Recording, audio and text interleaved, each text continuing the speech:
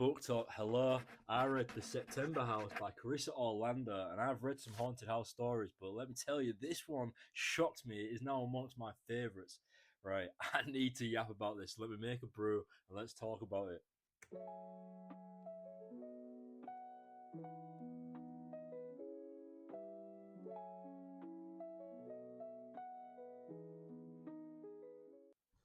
Right, that's spot on, I would say.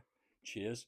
Right, The September House by Carissa Orlando. It came across my radar kind of randomly, I suppose. I used ChatGPT. Do you use ChatGPT? Do you love ChatGPT? I love ChatGPT. My days, what a recommendation that was.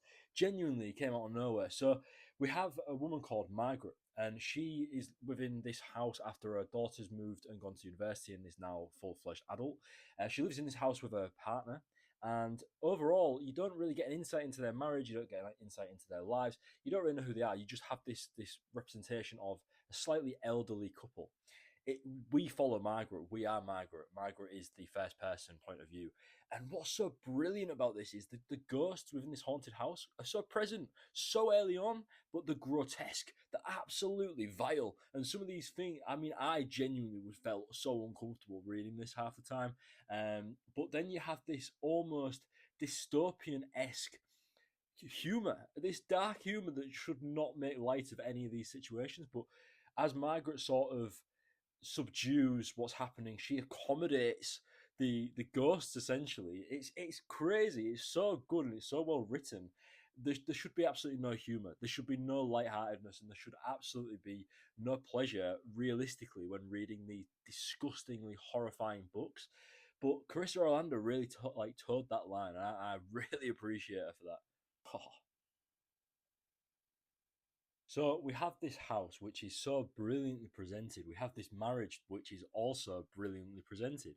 We have these ghosts that we're introduced to so early on, and I was shocked just how quickly we got to know these characters and the dynamics between Margaret and the house and then these ghosts.